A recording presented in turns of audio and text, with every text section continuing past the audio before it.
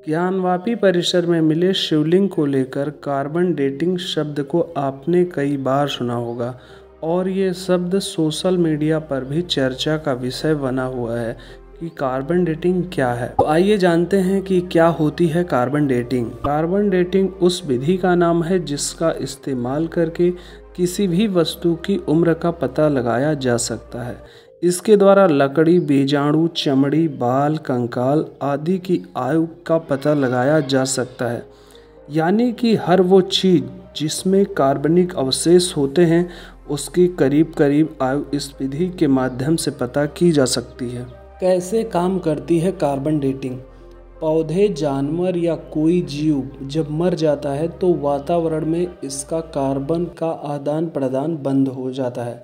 तब उसमें मौजूद कार्बन 12 और कार्बन 14 के अनुपात में बदलाव आने लगता है। इसी बदलाव को मापने के लिए कार्बन डेटिंग का इस्तेमाल किया जाता है, जिससे आप जीव की अनुमानित उम्र का पता लगा सकते हैं। कार्बन एक रासायनिक तत्व है जिसके 3 मुख्य आइसोटोप्स हैं: कार्बन 12, कार्बन 13, कार्बन 14।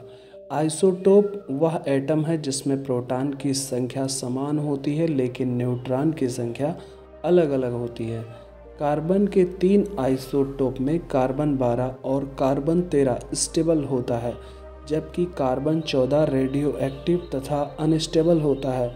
स्टेबल होने के कारण कार्बन 12 की मात्रा नहीं घटती, जबकि कार्बन 14 की मात्रा घटने लगती है।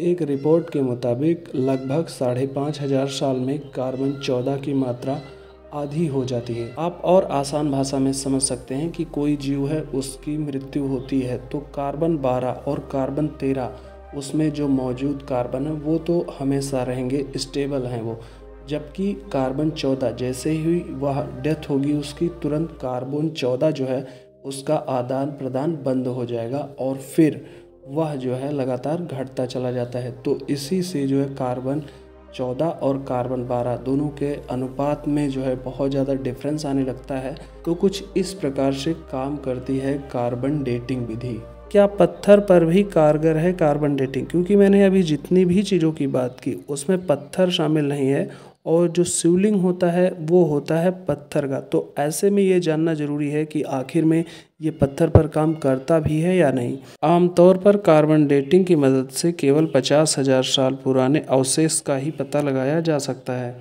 पत्थर और चट्टानों की आयु इससे भी ज़्यादा हो सकती है। हालांकि कई अप्रत्यक्ष विधियां हैं जिससे पत्थर और चट्टानों की आयु का पता लगाया जा सकता है। कार्बन डेटिंग के लिए चट्टान पर मुख्यतः कार्बन 14 का होना जरूरी है।